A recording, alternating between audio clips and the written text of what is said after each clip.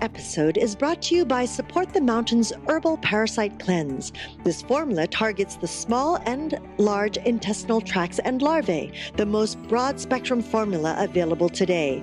100% organic, formulated by Dr. Mikio Sankey, author of the Esoteric Acupuncture series. For 10% off your first bottle, visit shopyogahub.com and use the coupon code CLEANSE at checkout. Hello and welcome to YHTV's nominated show, Magical Medical Tour. Thank you for joining us today. I'm Christina Suzuma, and with me is our wonderful medical guide, Dr. Glenn Woolman. Hello, Dr. Woolman. Hello, Christina. You're smiling already. Yes, of course. I'm always smiling. You should know that by now. That's good. Smiling, even when the shows get really serious, I have this giggly, serious laugh that is like, oh, I can't believe it was with what some of the guests share with us. You know, how intricate or how intense the situation is. I can't do anything but giggle. That's true. A serious giggle. I like that. It's sort of an oxymoron. Of course, that would be you. Yes. Okay. Greetings, everyone. Welcome to Magical Medical Tour. I'm Dr. Glenn Woolman. I will be your medical guide today, along with Christina, as we travel through another quadrant of the healthcare galaxy, searching for optimal health. Today is very special for us. We have a show that includes a group of people in a roundtable discussion, which we've been talking about for a long time, and I will be happy to introduce all of the people in our discussion. But before we do that, Christina, in case anybody wants to send in a question or make a comment, would you tell them how to do that? Absolutely. At any time during our show, you can feel free to make a comment, ask a question. We definitely really enjoy receiving them from our audience. Simply scroll down on your screen and type it into the comment box, and be sure to click submit. Now, there's another way for you to do so if you're listening on an iPod or some device. If you're listening to our podcast, you can just give us a call at 818-LETS-TALK. 818-LETS-TALK. Be sure to leave your contact information for us so we know how to get back to you. Thank you, Glenn. You're quite welcome. So we have talked about a round table, having a number of people on a discussion, and I couldn't think of a better group to have with us today. My introduction will start with the lady to my right, who is Mrs. Chering Chozom from the Mensikang Institute in Dharamsala, India. She is the chief astrologer at the Institute in the Department of Astronomy and Astrology. To her right is Dr. Sonam Dolma, who is also at Mensikang Institute, and she has, aside from practicing medicine, she also has translated 2 books from the fundamental text of Tibetan medicine into English. Both she and Chozom, Mrs. Chozom, have traveled around the world giving consultations, lectures, and short courses on the Tibetan systems of medicine. Next to her is Kelly Hutter, who is on the core faculty of Pacifica Graduate Institute and the chair of the Somatic Studies program. She also practices Chinese medicine, which she learned in Seattle and Shanghai. She's been a student of Buddhism for several decades. Recently, she was invited to the Dalai Lama's Mind and Life Summer Research Fellowship program in Garrison, New York. And this fall, she will be traveling to Dharamsala to offer acupuncture to Tibetan nuns of one of the nunneries in Dharamsala. And next to her is a longtime favorite of Yoga Hub TV and Magical Medical Tour, Dr. David Cumes, who has been with us on the virtual conference. He also been interviewed on Magical Medical Tour, and I believe on Trinity of Life. He's a Stanford-trained and board-certified urologist. He's also been initiated as a Sangoma, or traditional healer, in South Africa in 2002, and practices traditional African medicine out of his home in Santa Barbara, California. So this is the group of people that we have, and I think we're going to have some great conversations. I would like to personally welcome all of you, along with Christina, and we go from there. Welcome, everyone. Thank you so much for honoring us here in our global community, and we're very excited to start. I don't have a ball to bounce on, Glenn. We should have gotten you one. I have one here. So I would like to start, Sonam, with you for just a moment.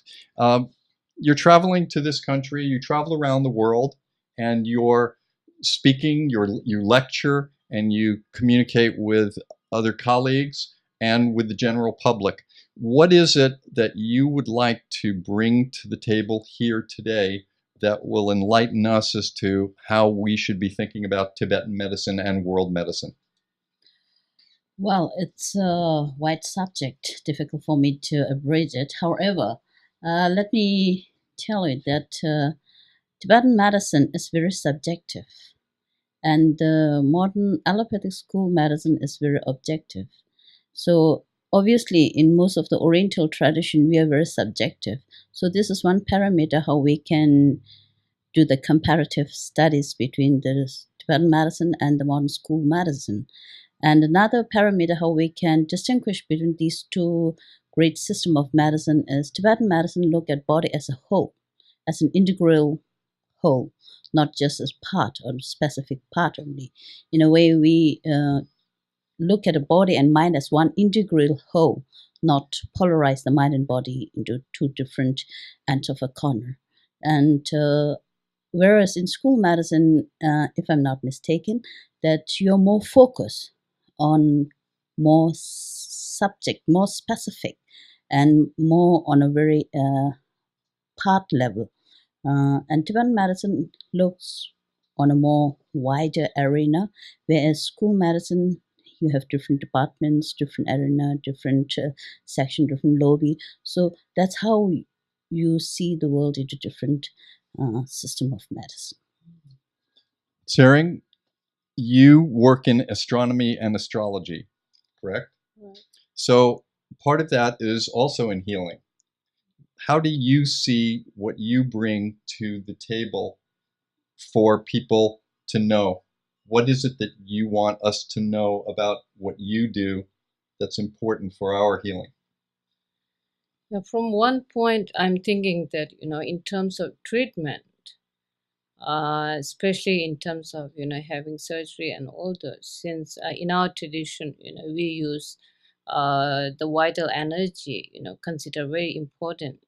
And the vital energy, resists on a certain spot during, lunar days. So that is very important that, whenever the water energy resists at a particular place, at that particular place, that any kind of, surgery or bloodletting and, that kind of stuff should be avoided. So I think this is, one thing that, which will be very helpful to be considered. That's a great piece of advice. I know that we very rarely, maybe Dr. Cumes looks at things like that a lot more, but I know that most of the time in our world, we don't even think of those things. And I think that's a great process. Callie, in somatic psychology, certainly deals with healing. Mm-hmm. What is your program that you think that we need to know to bring health to all of us? Well, that is also a very big question. I only ask big questions. Yes. Christina asked the smarter questions. I just asked the big ones. I think that the program right now at Pacifica is very new.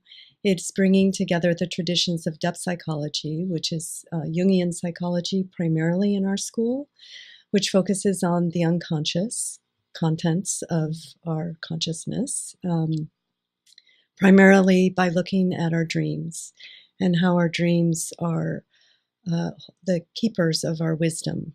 And actually, when we begin to really delve into the unconscious and spending time with and looking at our images in our dreams and looking at the metaphors that come from our dreams, we can actually find that inner healer. And in our program right now, in the somatic studies program, I think one of the emphasis that we have, and I do in particular, is bringing in people like Dr. David Humes, who have not only a grounding in Western allopathic medicine, but also indigenous traditions as well.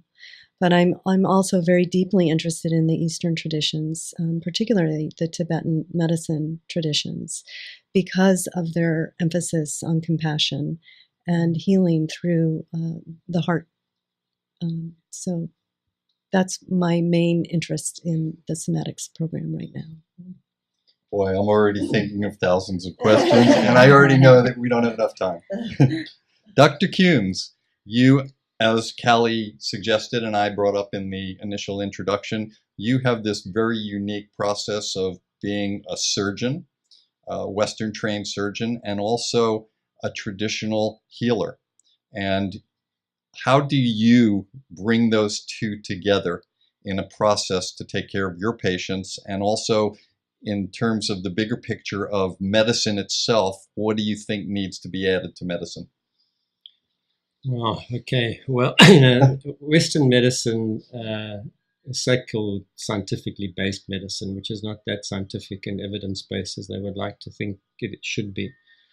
And it neglects the spiritual side of the whole question. And like I'm hearing from these ladies is that African medicine addresses the spiritual side of disease. So you've got to be holistic. So I kind of wear two hats. On the one hand, I do my Western medicine pretty mechanically. But on the other hand, for those that are interested, I will go to spiritual sources that are outside of me. I would probably call them best field sources. Africans would call them the ancestors, who can give me information not localized in space and time that can help me with my decisions. And if patients choose to come, then I think we have different African techniques that essentially through the throwing divination bones, you can make a psycho-spiritual diagnosis, which is very helpful to the patient, because there are diseases in, I'm sure, in your medicine and African medicine that are not even recognized by Western medicine and will never get better unless they are diagnosed correctly, and those can be corrected easily. You know, that brings up a very interesting point.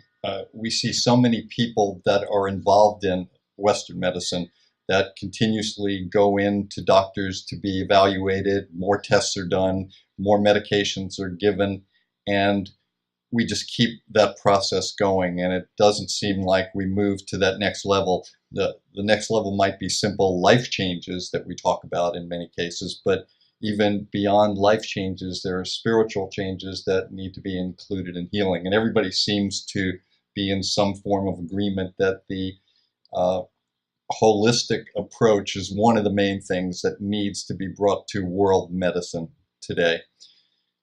Sonam, what kind of a question, what question do you have when you come to this country that really burns in your heart, that you want to know why we do something one way or why we're not doing something? Is there something that really concerns you about our practice of medicine that you would like us to talk about today?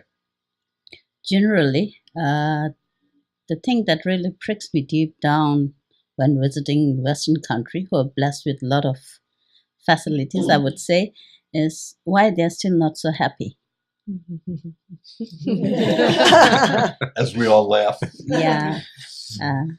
I see many people moving around in beautiful cars, living in beautiful houses, going out with beautiful children, but deep inside, I don't feel that genuine happiness.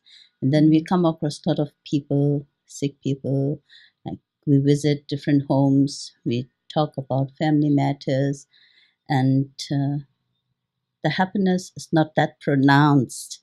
So this is one thing, the question always lingering in my mind.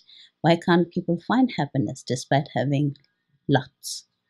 And in the Western medical system, the question I have is not really, I would not question the expertise itself, but I was thinking, why are the Western I would not blame every Western doctors, but I was just thinking why some doctors become so much subjected to materialism. I mean, in a sense, what is it? Dependent on the uh, investigation of the modern sophisticated gadgets. Why are they so alienated from the what is it feeling of the patient? And why do they always have to depend only on the medical reports and not give a higher value of attention on the patient's grievances? That's a big question. I always have in my mind, and it's also a question which I normally come across when I'm dealing with patients who have very sad experience with few allopathic doctors and system of medicine. Great question. Callie, I would like to ask you the first part of that about why we're not happy. And then Dave, I would like to ask you the part about why doctors are so focused on the blood tests and the imaging, etc. So Callie, how about an answer? Yeah, big question again. But I would agree with Dr. Sonam very much that we're not happy in general as a culture.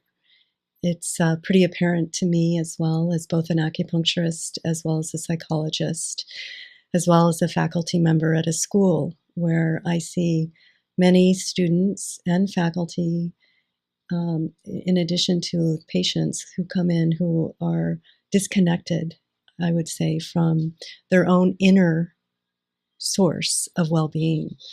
And it is because we value so much the material in our culture, and we rely so heavily on our material gadgets, and I include myself very much in that. I can get caught up in that as much as anyone else, and I'm heavily dependent on my car and my computer.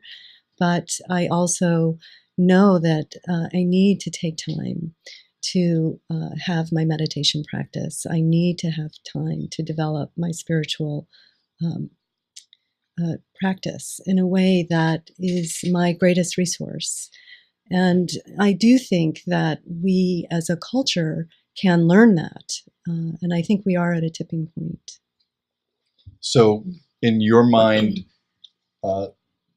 obtaining the happiness, aside from many things, has to include a spiritual and meditative practice. Yeah, the spiritual practice of sorts that recognizes that we are all interdependent and that we coexist and that we do not exist in isolation.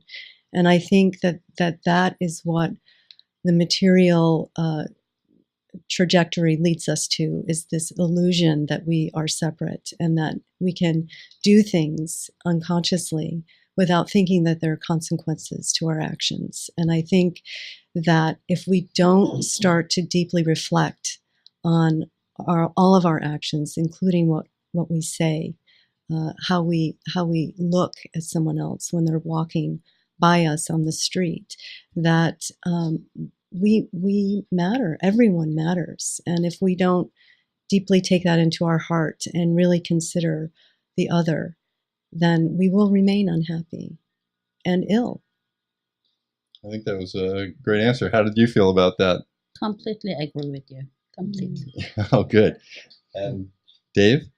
Almost forgotten the question. Are you happy? Let's ask the first question. Are you happy? I'm content. You're content. I'm content, yeah. So I know that I had the opportunity a few months ago or a while ago to accompany a good friend to the emergency department who was having a problem. They were having headaches, and we were concerned about it. I went over to look at them, and I thought it was worth evaluating more deeply. So we went to the emergency department, and the doctor that came in went over by a computer and stayed about 3 to 4 feet away from our friend, her patient, and took the whole history while looking at the computer And so that, to me, while I was watching that, I was thinking about when I was in the emergency department. It was hands-on everywhere. So that was a prime example of how we're moving away. The question really is, why do we depend so much on the blood tests and the scientific analysis rather than the analysis that we learned, taking a great history, doing a great physical, and coming up with an answer? Yeah, the problem is we're becoming more and more reductionistic as technology sort of escalates tremendously. We've got robotic surgery now where you can even sit in India and do an operation in New York without actually ever talking to the patient. It's kind of scary.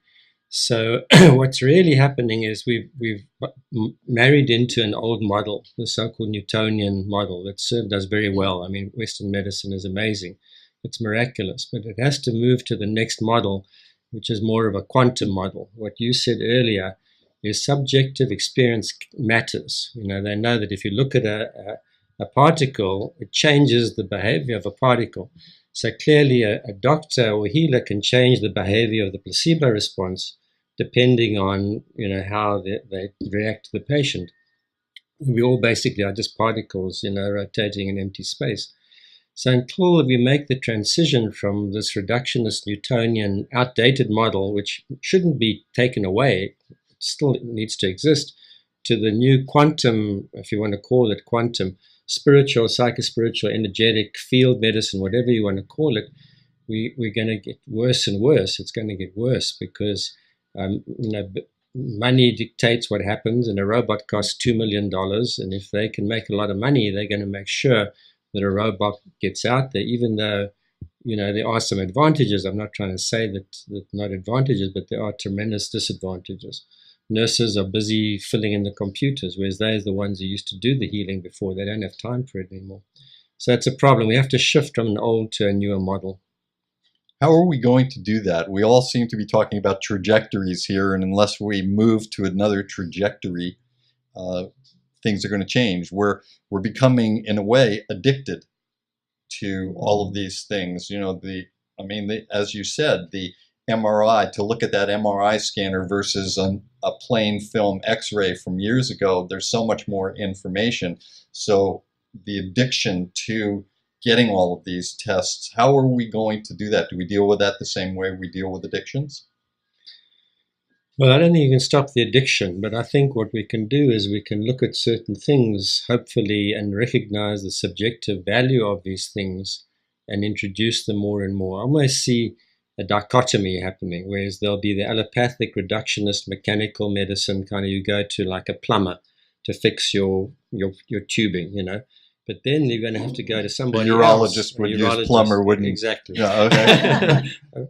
The subconscious actually is made even more scary. Callie, do you want to talk about his subconsciousness? We'll wait on that. We'll come back to it. But anyway, we have to shift to maybe a dual system where there's people who will take care of the psychospiritual, because you can't expect a modern day doctor to keep up with all the phenomena. But they have to recognize the value of the other side, of the shamanic, if you want, the psychospiritual. Until they realize that, then nothing is going to change. And the only way they'll realize that is when they can start to prove these things in some way or another, which is happening now and more and more. For instance, distant healing, there are numerous double-blind studies showing that prayer or distant healing from a remote area without the knowledge of the person works so well that you'd be almost negligent to withhold it. But still, it hasn't reached mainstream. So eventually there has to just be a consciousness shift where it becomes mainstream, and when it becomes popular and people recognize it and it's sexy, then they'll do it. But at the moment, it's not sexy. Less than 1% of the scientific community believe in paranormal phenomena, whereas they're well proven. And all the quantum physicists, Niels Bohr and these guys talked about it. Einstein talks about it. But, the people in the trenches, it's easier for them. It's probably a fear-based response. They want to have control. They want to have power. Anything that's outside of their power source, they want to reject. Do you think it'll ever be taught in the medical schools? It is being taught already, but the trouble with it, they're teaching alternative and complementary or integrative medicine. So they're looking at things like acupuncture, where they do a double-blind study, and they say, well, acupuncture doesn't work for this. And then they say, well, it's not good for that. Well, it can't be that way, because it depends on who's giving the acupuncture and what that person bringing the acupuncture brings to that patient. And it's going to be very different for Kelly as opposed to somebody else, Just like a shaman, some shamans can generate an 80% placebo response in a patient, whereas a doctor will negate the placebo response completely. So these are factors we have to consider that are so obvious and so true, but nobody pays any attention to them, not in the Western paradigm. Does anybody want to add something before we ask Tsering a question? Or maybe it's a good time to also add a little thing like what Dr. Dave was just explaining about this shift. Of course, the evaluation number is not so great to be appreciated, but still then half a loaf is better than no bread at all. So this trend of shifting that and realization of having to recognize the spiritual part and the energy part is a good thing. And if you allow me, I would like to present one example of what Dr. Richard Davidson was doing about his lab was investigating healthy mind in Wisconsin University. They have researched on the effects of meditation on the brain's plasticity. So they have come up with a result about the neuroplasticity. Some 25 years back, it's a fast rule. It's a golden stem that brain will never regenerate. And with this research, they have very strongly proven that brain can change. So this is one good example. And now I'm also happy to let you know that Dr. Kabat-Zinn has also integrated very strongly the cognitive experience of mindfulness, cognitive, all these practices into school level. So these are some of the positive things that is also coming in the academic lifestyle, and more also on the clinical and research trend. So I'm happy, despite being sad about the major trend of how the scientific world being so cold and insensitive towards spiritualism and energy aspect. However, I also have a great hope and aspiration, and happy to share these happening to those people who are not aware of this happening. Tsering, would you like to ask a question of us based on the same thing that we've been speaking about for a while now? What is your process in terms of world medicine from an astrologer's and astronomer's point of view? How we in the West and how people around the world can look at medicine differently from your eyes? What question do you have for us?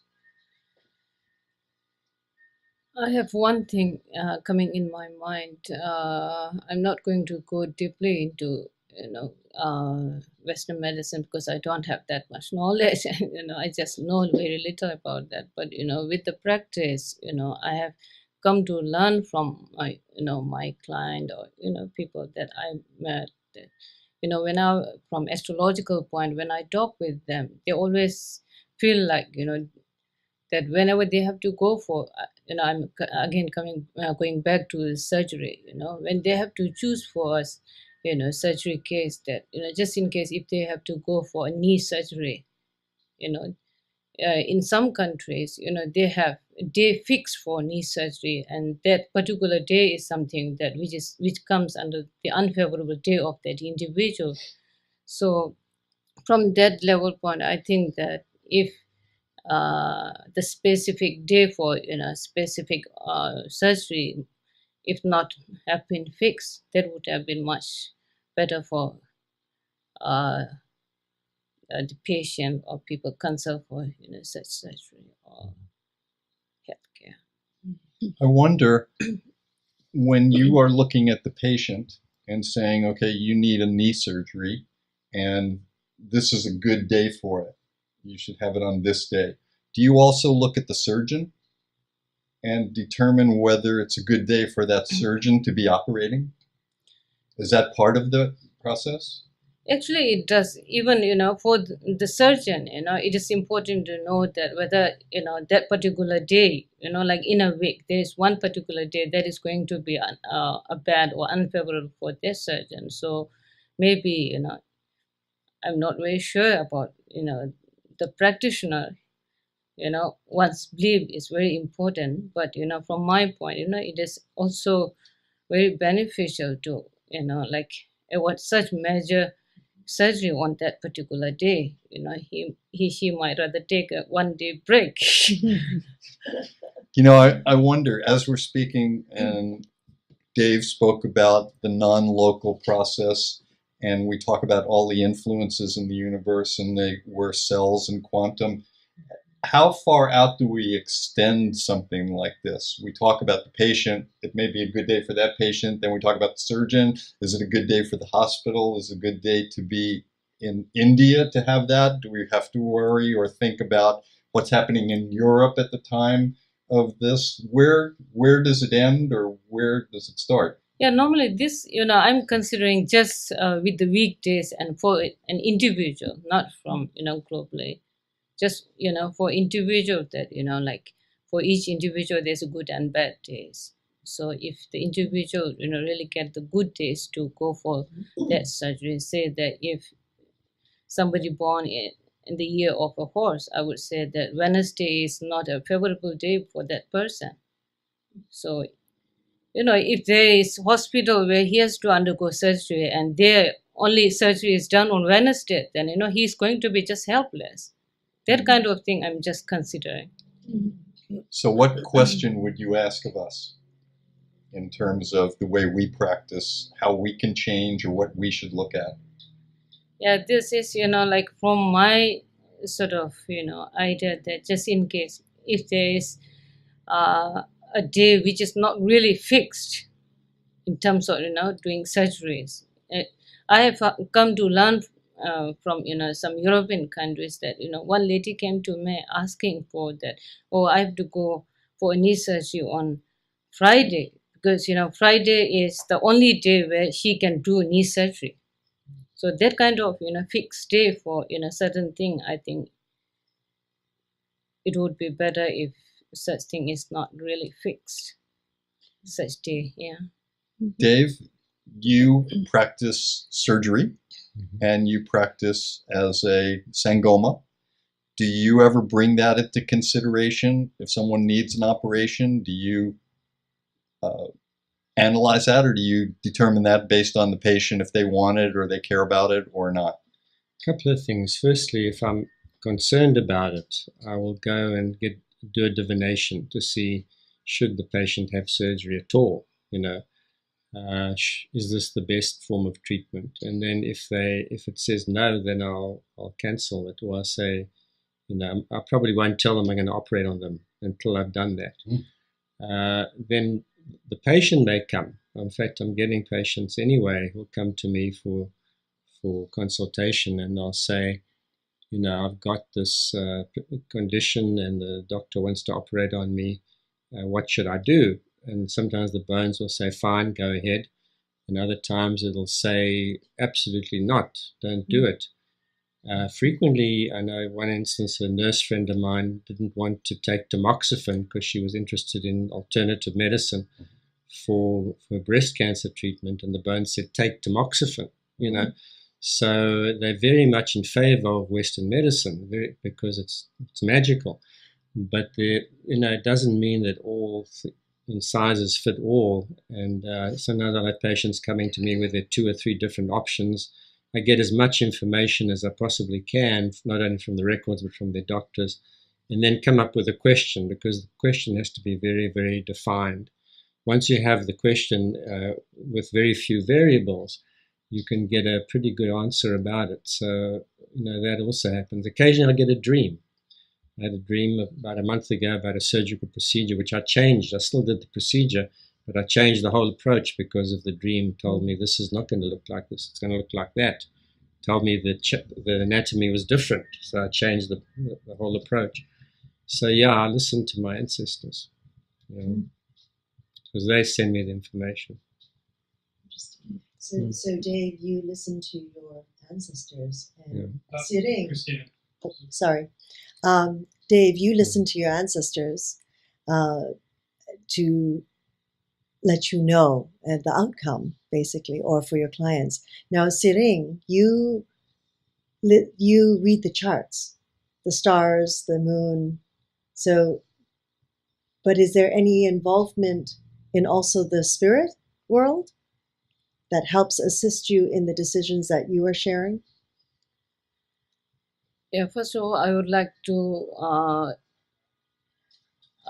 really, appreciate Dave, for considering, divination before, go for any kind of surgery. That we really would very much love it, because, it has really a lot of thing to do it. Because, like normally in Buddhism and in astrological practice, we always say that, before going for anything, it's really very good to, go for divination to decide, whether that, decision or that path is really going to work or not. So I really very much appreciate it. And yeah. Can I answer that? I think what happens with astrology, although I don't know about it, is that you get information outside of the charts. So I would suspect that when she reads the charts, you're not just reading the chart. Something is coming to you, kind of like a tarot card, but much more sophisticated, that is telling you information that makes you maybe look at the chart a little bit differently about the person. But I don't know, that's a question. Would you say that? Yeah, normally when we do the chart, our calculation, or interpretation is based mainly on date, time, and place of one's birth. But together with that, we also include own sort of experience, dealing with meeting many people. Yeah, so experience is very important, and also very important to know from like chart is not something that we are going to deal with one single sort of thing, but we have to really focus on whole chart to know about the whole thing that is going to happen with the individual, since we are considering more the individual based on individual date, time, and place of birth.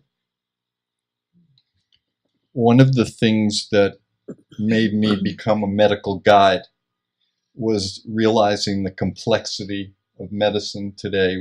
In every type of disease, there's multiple types of treatments that you can look at, and then you add to that the other medicines, other healing systems around the world. It becomes very complex for people. So how does someone like myself, if I'm trying to guide somebody to make a decision, and now the first part, the Western medicine part, may be the easiest actually, where if somebody has a problem with their heart and it's a valve, then that part is simple. We need to change the valve or do something. But then we come to the spiritual part, the holistic part, and we have throwing the bones, we have astrology, we have intuitives, we have dreams analysis. How far should people go before they make a decision? Sometimes we look now and we realize that we have so many choices, it's tougher for us when we just had one choice. So now that we have multiple choices, how does someone decide between throwing the bones or a medical intuitive or an astrologer? Anybody? I'll step in. So one of the common themes that I keep hearing here is again and again that we're all interested in the subjective aspect of healthcare. And it's something that we all seem to value very much, that we are all interested in treating the person and not the condition. In Chinese medicine, for myself, we don't treat all headaches the same way. We have to take into consideration the constitution of the person, which includes, from my perspective, what is happening in their inner world. So from the way that I work with my patients, I am not the only one making a decision on their health care. It is participatory medicine. And what that means is that I'm also facilitating their own education on how to look within whether it is through a contemplative practice of meditation, or it's dream work, or it's their own divination practice of throwing the I Ching, that we all can take our own inner authority and really listen within, so that that inner healer, that the archetype of the inner healer is constellated. And that can come through multiple forms. So that's my focus, and where I think that I see and hear from my patients that that's what they are deeply longing, is the connection that they're missing with their own inner sense of knowing.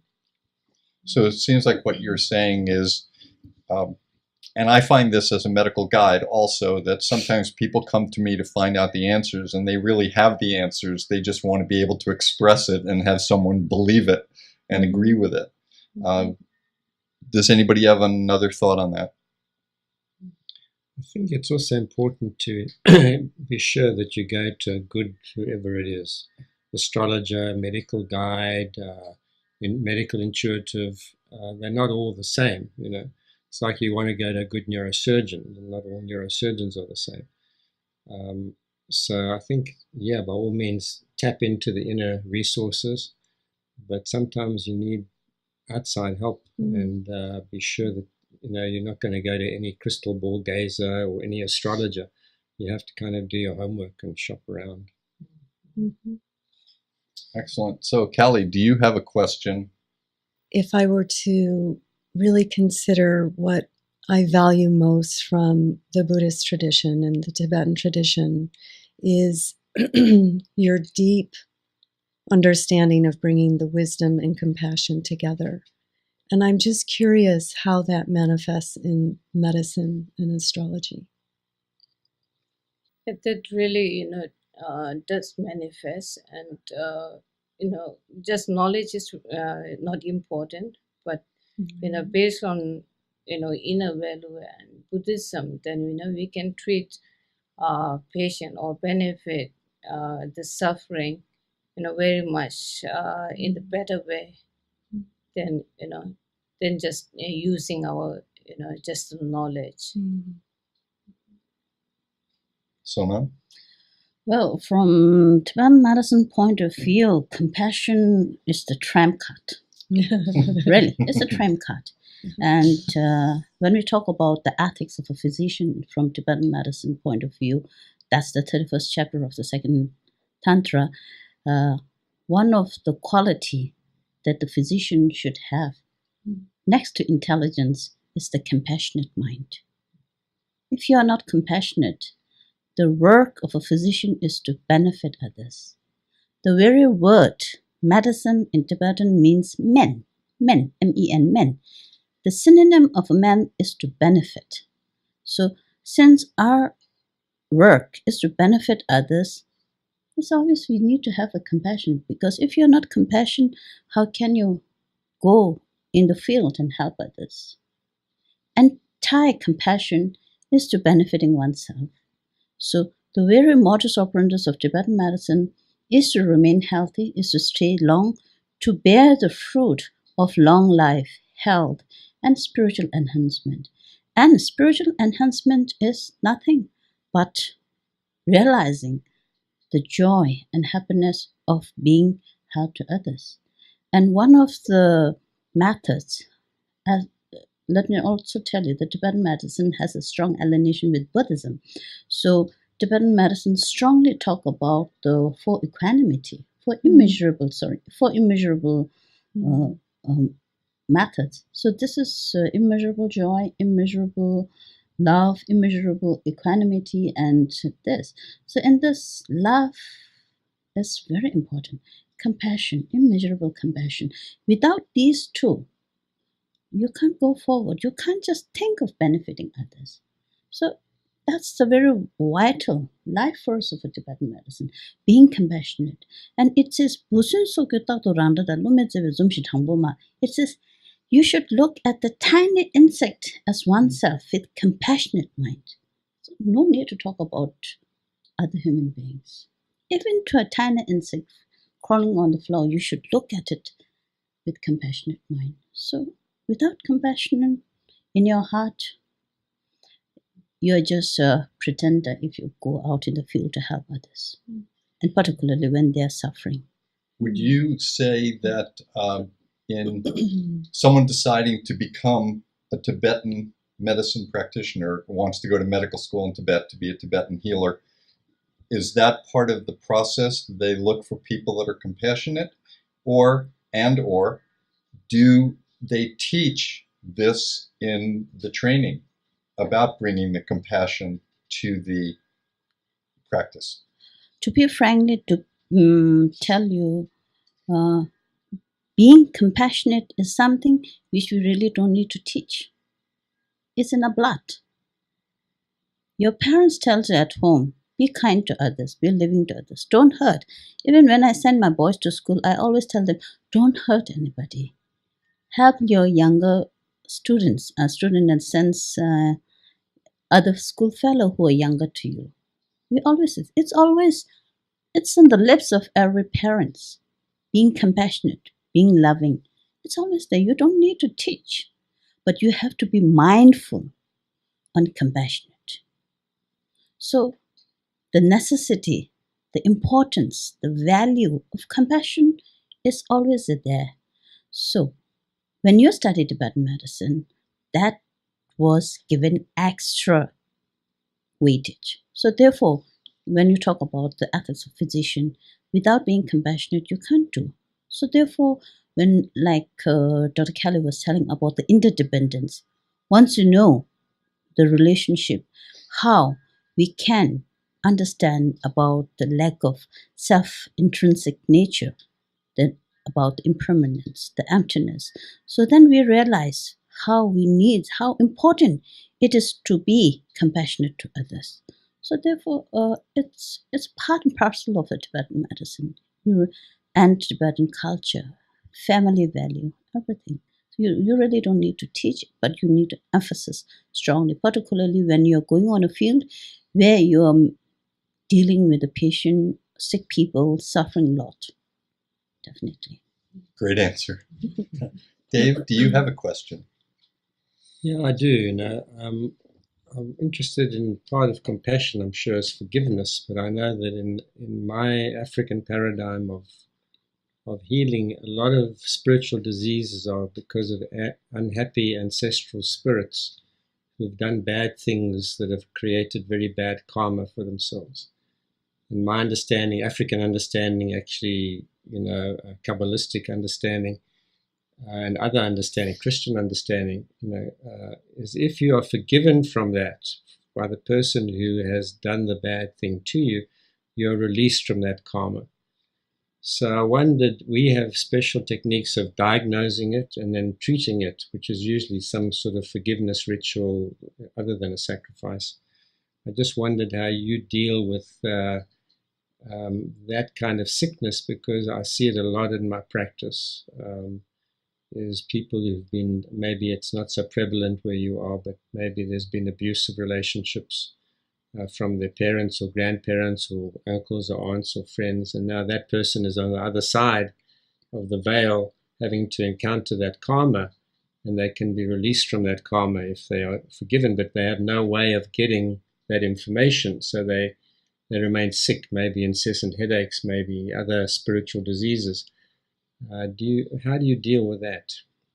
Also in Tibetan medicine, we do have a section on when we classify disease, that the part of disease which is influenced by spirits. So our understanding of spirit is partly different from how you present the spirits. In Tibetan medicine, we of course, the spirits has different nature. When we talk about a pediatric disorder, there are other spirits which is more dominant on children.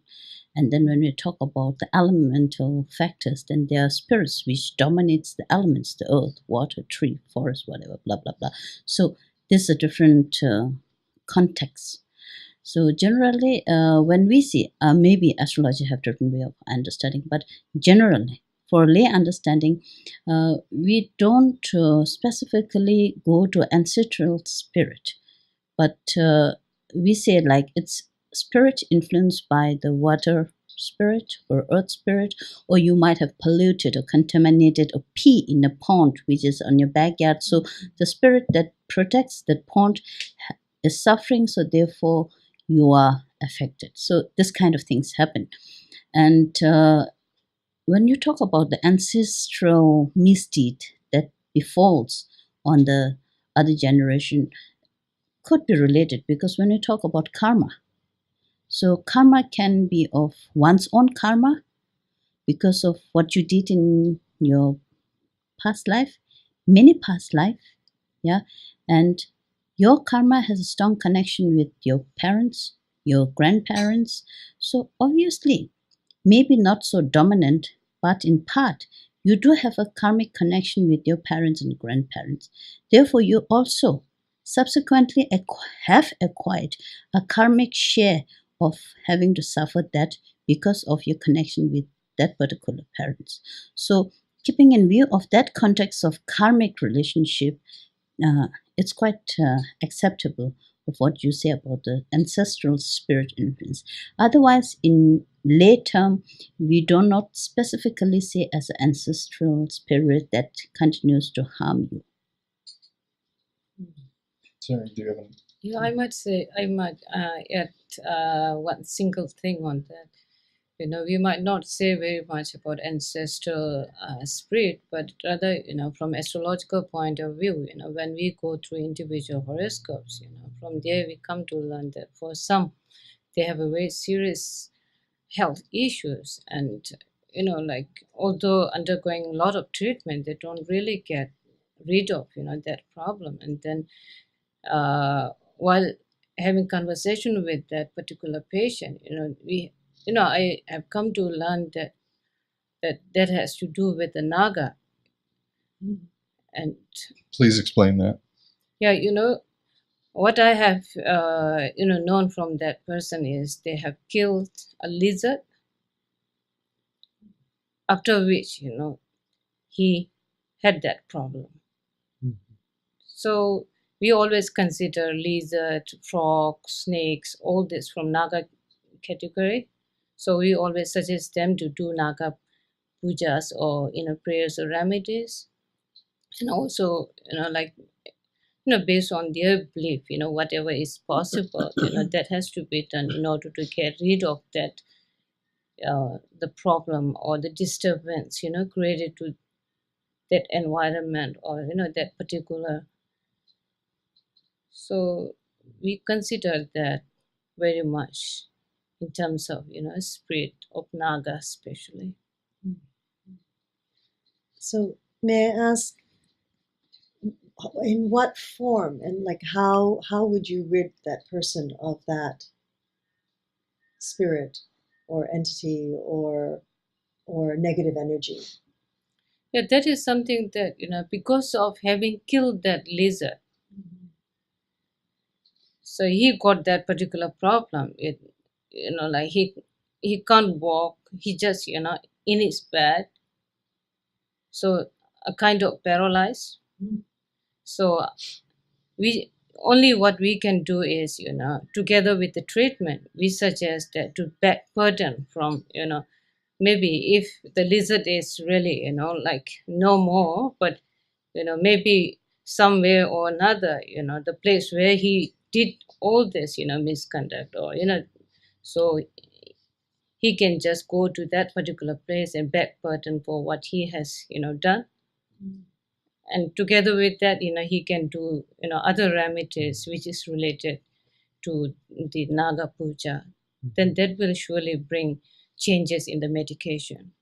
That is what we believe from our tradition. So apologize. Yeah, just apologize Ask for, for forgiveness.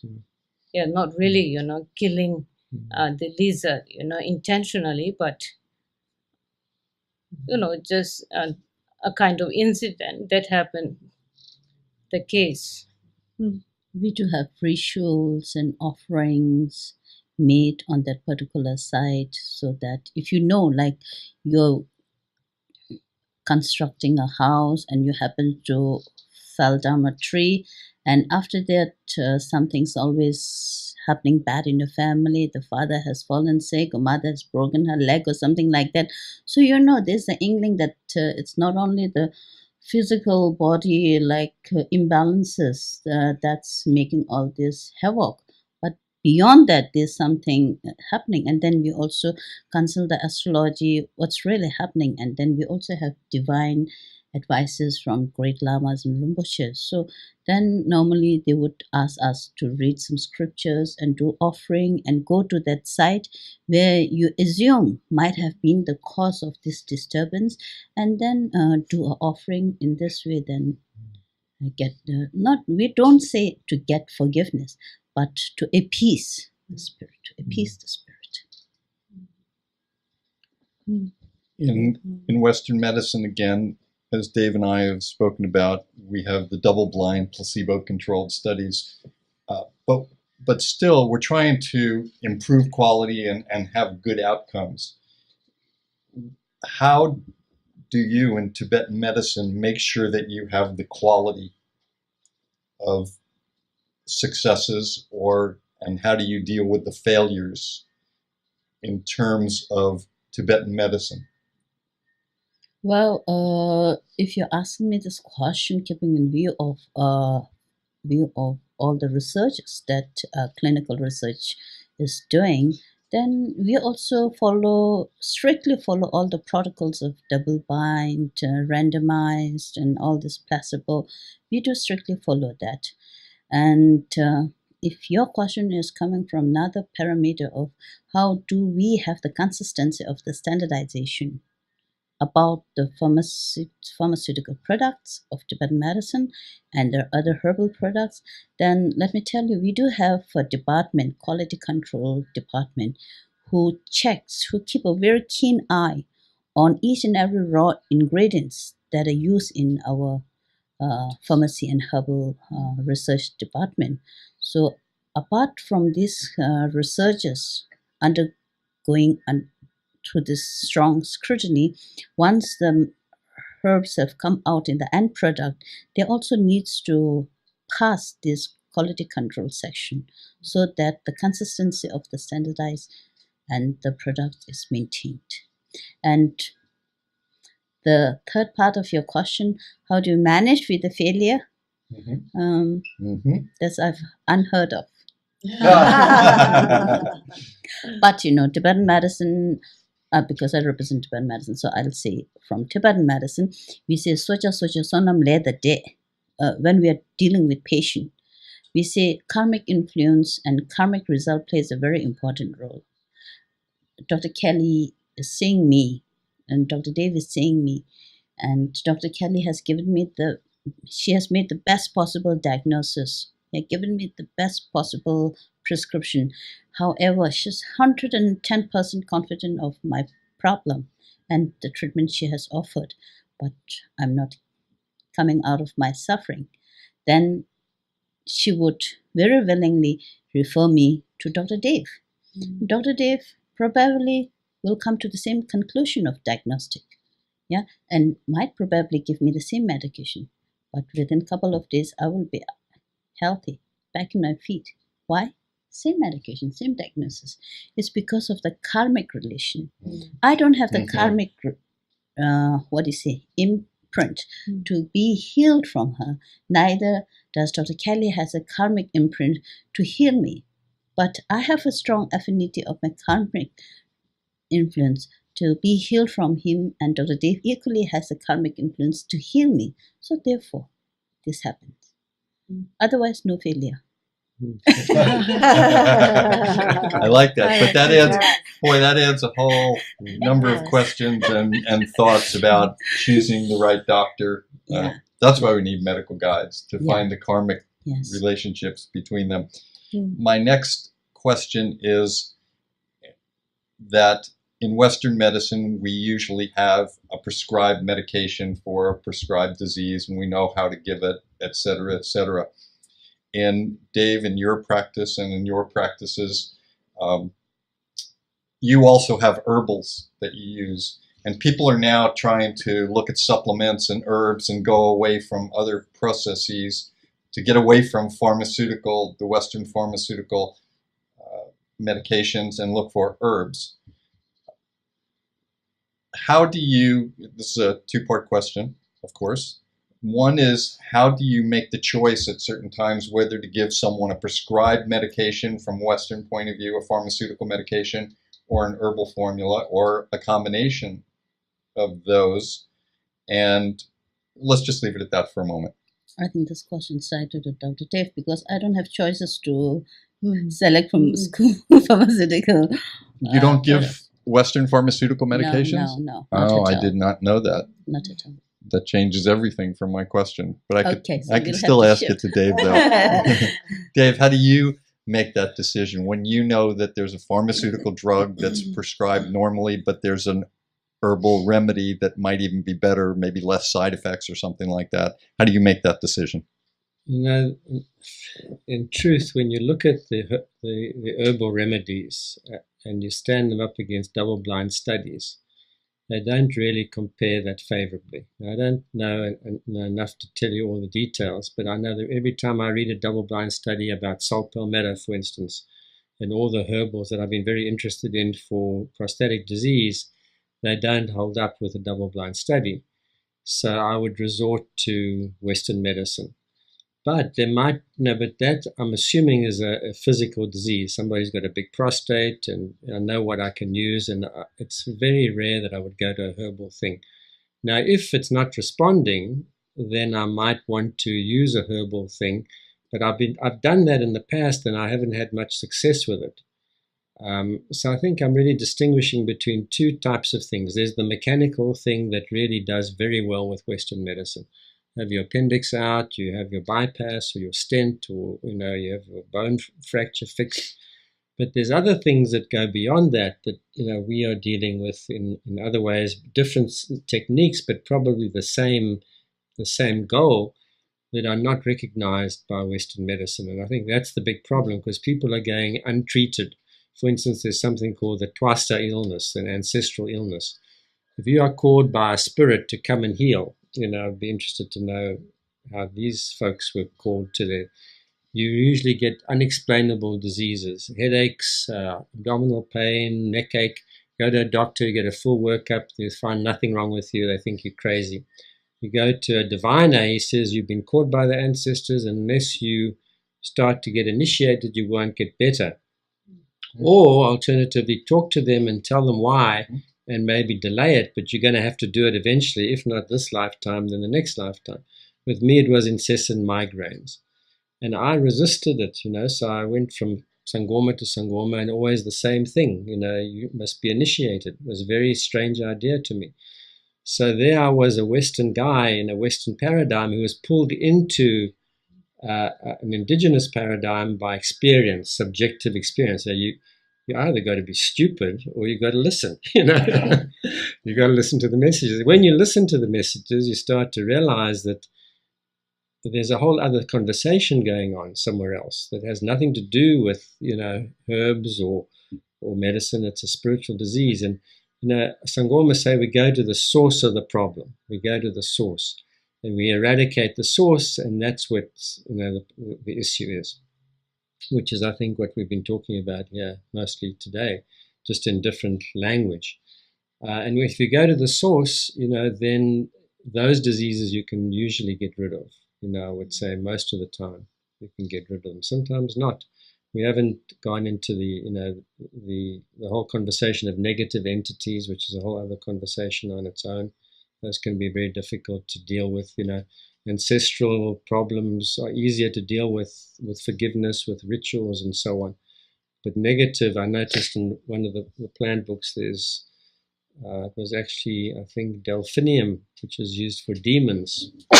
That's a whole other conversation, which is totally out of, if you try to talk to a Western doctor about that kind of thing, I think you're completely nuts and have you certified. But some of these negative entities exist, and I know they deal with them, we deal with them, but nobody recognized this in this paradigm. Do you have any thoughts on that? I completely agree.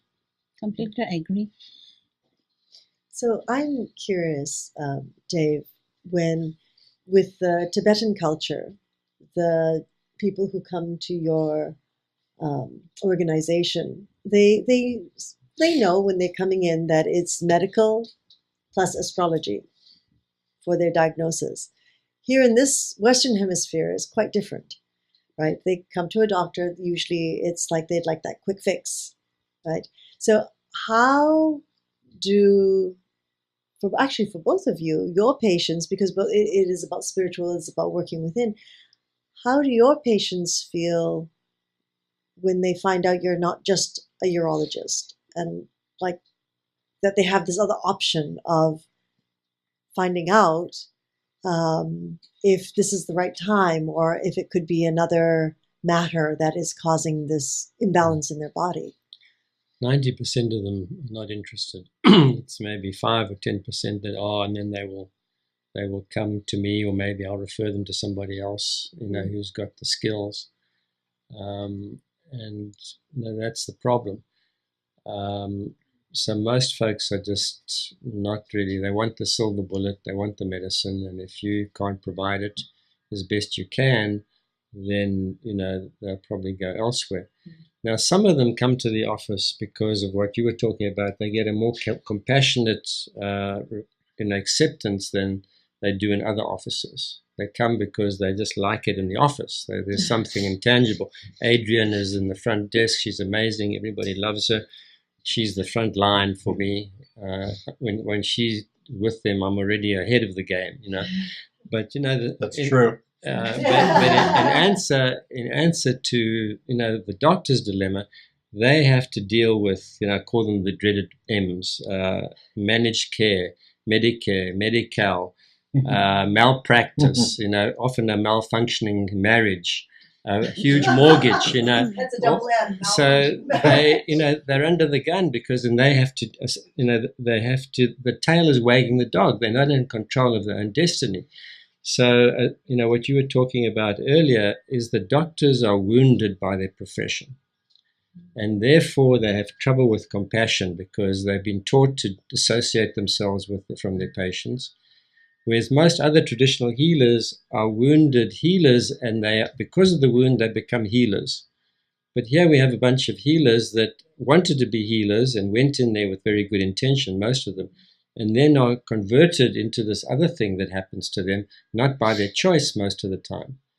So, talking about compassion, we have to have compassion for the medical profession because of what it's undergoing. That's a very good point. Yeah. I have a question based on that. The Tibetans, they grow up in the culture understanding Tibetan medicine. So we have this culture that Dave has alluded to about we have expectations and we have to have them met. How does a Tibetan come in to see a doctor? Do they come in with the same type of expectations, or do they have a completely different viewpoint? Well, this is one very important factor which I see and which I completely agree, why many Western doctors are supposed to be very cold and insensitive to patient, because just like Dr. Dave was telling, the doctors come with very compassionate mind. They go in the field helping the patient get so much, engrossed with the emotion, pain of the patient. And then when something happens, the patient sue the doctor. So doctor too is a human being. He has a profession, he has a life, he has a family, he has kids to raise, and he has a wife to make happy, to please. So therefore, in such a circumstances, he is compelled to protect himself, to defend himself from falling into that gutter. So therefore, I think this is one factor which is making many Western doctors appears like cold. Obviously, any doctor who go for profession of doctor, 100% do it to benefit others. That I'm sure of it. Maybe only one person would go for the money they would earn from patients' check. So, not anymore. Yeah. Then the problem is in the Tibetan community and most Asian community, we don't have this problem. We don't have this problem because the doctors are so much revered for the compassion, for the noble work that they're doing, and the capability of having the power of knowledge and power of skill to cure others. So they are so much revered. Therefore, they don't harbor any grudge. They don't harbor any doubt. They don't harbor any, reluctance. So anyhow, even if, as Dr. Dave says, one of the malfunction does happen, they say, this happened to me, but he's also a human being. He didn't do it intentionally. So therefore, the doctors do not has to fall in this gutter of being cold and insensitive. So we are lucky because we are in a situation where the patient comes with full faith. And I'm sorry for the doctors in the West because they are compassionate, they are good, but the patient does not come with full faith and trust and acceptance that the doctor is human too. So this is where the problem actually lies. I think that's a great point. And playing off of that for just a moment, do you feel, and how do you feel about this, that when something does malfunction, it seems like in Western world, it's immediately the doctor's fault. I'm guessing in the Tibetan world, the others may take some responsibility of their own. What haven't I done totally to have the healing that I look for? Do you agree with that or disagree? Yeah, it's again very individual. There could be doctors who are very confident about what the treatment or therapy that he have given, and then he might have some solid reason to prove that this why there's no success as expected. We would not obviously say malfunction, but maybe there's this reason that checked from gaining that success expected. Because it's nobody would intentionally harm others. A doctor sitting in a clinic receiving a patient with all these grievances, pain, crying, blood. How could they are already in such pain and agony? How could one think of, giving more problem? So it's unthinkable, unthinkable. So I do think that what has come to our culture right now is something that the Dalai Lama has been addressing with ethics in medicine, and really trying to bridge this gap that we have. And I do think that, unfortunately, there have been a very few Western medical doctors who have prescribed either medication or surgical procedures because of the financial benefits and rewards that they would receive from it. And unfortunately, that has given rise to a lot of ethical considerations, and our legal system that's heavily burdened the good doctors that are out there, which are far more in number than those who are seeking financial gain.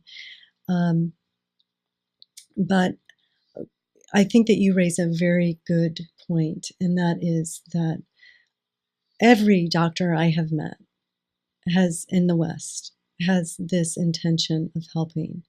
That common ground of wanting and seeking out medical training is because they want to benefit others. They truly do see that.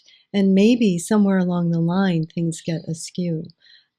But I do think that that's why ethical boards on hospitals, as well as all kinds of higher educational institutions, are really critical right now, because we're constantly being challenged by financial gain, and this drive again that we have in the West is so divided about material, seeking happiness from external sources rather than from within. It's interesting that you brought that up, because on our 100th show, it was on medical ethics, and talking about that with Sharon Hartline. Dave, did you want to make a comment on that? Yeah, it's interesting because if you look at malpractice cases, what usually creates the problem is a doctor is not compassionate, a doctor who lies because they want to protect themselves, who doesn't care, who doesn't answer the calls, who doesn't follow up, is what creates it. And so the patient, I think there's true that most patients are really fairly decent, but then they get annoyed, and then of course there's some money they can make out of it. Most doctors are okay and most patients are okay, but the problem happens, I think, both sides, where maybe it shouldn't happen because maybe the doctor just wasn't, he was too fearful, he was too worried about what was going to happen to him. So the sad thing is that, I kind of label it spiritual materialism. Now they're teaching you must be compassionate. Why do they teach you that? Because you'll have less malpractice suits, your premiums will go down, The MRIs you're talking about, that now we see that the brain is plastic and Buddhist meditators have much bigger frontal lobes than anybody else. Wow, I can have a big frontal lobe too, and I can be better. Then they'll do it. Yoga is the same thing. You go to yoga and it's just spiritual materialism, but it's still a good thing. It's still better than no spirit. But it's so complex, and it's nice. I think so many aspects have come out in this talk that we could go on. Mm-hmm. I do have another quick question before we're coming to the end. A doctor saying or admitting that they did something wrong to a patient. Now, I know that in Tibet there are no failures, but I learned that today. So I may not even be able to ask you this question because it's something you've never encountered, but maybe you can expand yourself. Do you think there's a difference in how we talk to our patients in terms of if we did something wrong, admitting we did something wrong, or I made a mistake? Definitely. If you have consciously committed a mistake, or if you realize that you have committed a mistake, then you have to come clear out of it. And as I told you, patients have a conception that doctor is a human being. And to err is human, and to forgive is divine. And doctor, too, should be smart enough to accept his mistake. Dave, any thoughts on that? Well, you can't blame the doctors because look at the politicians; they all lie. So, so what do we do? We have to have another show, Magical Politician Tour. I don't know if we can do that. Yeah, and talking in line with Dr. Kelly, I'm also very happy that His Holiness the Dalai Lama's Mind and Life Institute, and every time there's a Mind and Life conference coming up, I heard, because I had a good fortune to attend as a listener, not definitely as a speaker, listener to a couple of these events. So I've heard that a great number of enthusiasm from doctors and particularly young scientists are coming up. So whenever this is one of these Mind and Life conference, there always is dearth of spaces. So it's something very positive coming from the modern scientist arena, I would say. And I'm also happy to inform Dr. Dave that probably very soon Mind and Life Conference is also reaching out to Africa. So last time when we had the Mind and Life in Dharamsala about about mind, desire, and craving. So His Holiness extends his wish about also reaching out to Africa, and very instantly, next day, he had responses coming from South Africa, and there's a big enthusiasm on that. So wonderful. I'm happy to share it here. Thank you for that. Normally on Magical Medical Tour, at the end of the show, we ask our guest for a health tip. But I would like to, since this is a different format, I would like to bring up a different process. Is there anything that each of you learned today from the conversation for the purposes of getting together that you didn't know before, or you changed something that you thought differently? Dave? Well, I didn't know a lot of stuff, but I'm happy to hear that we're all on the same wavelength. We're not only all one, as Kelly was saying, we're all one in the same medical basket. Kelly? Yeah, I would say I learned a great deal, primarily from both Sonam and Sering, because I know Dave and I've been getting his medicine for a while, but I just so value and appreciate the Tibetan medicine, wisdom in the community, and I so value the teachings that you all are providing for us in the West now, and I wish you the best, and I want to do whatever I can to help. Thanks. Sonam? Same here. I learned a lot and I had a good time. I wish we had couple of more hours to sit together. Anyhow, things that begins has to end. That's a cycle of life. So we pray for another meeting like this. And may truth prevail on earth. And peace be everywhere. Beautiful. Sering? I have nothing more to add on, but I enjoy very much our gathering, and I have also learned a lot from this gathering.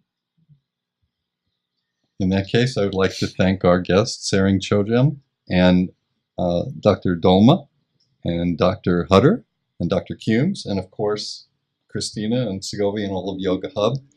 We'd like to thank all of you for sharing your wisdom and expertise with us, and I always want to thank my healers and teachers for bringing me to where I am today.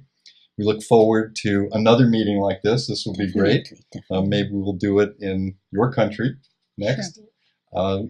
But until that time, we look forward to another session in some part of the healthcare galaxy searching for optimal health. Thank you all. Thank you. Thank you so much. I like that thought of going to Tibet and South Africa. That's the magical medical tour. There it shall be.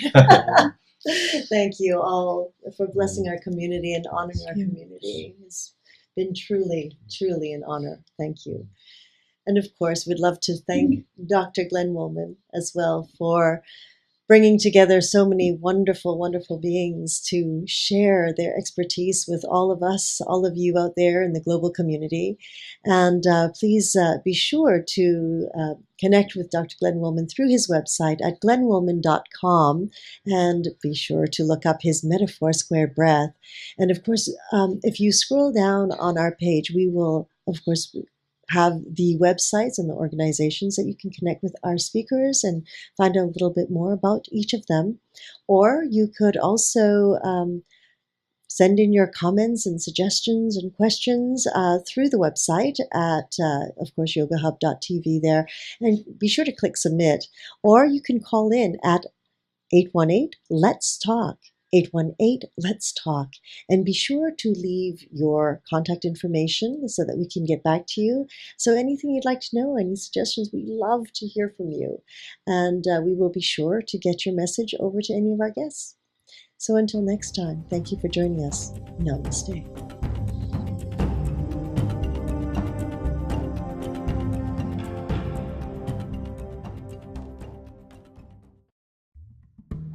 How Tibetan medicine talk about the origin or the cause or the source of human body is, human mind is.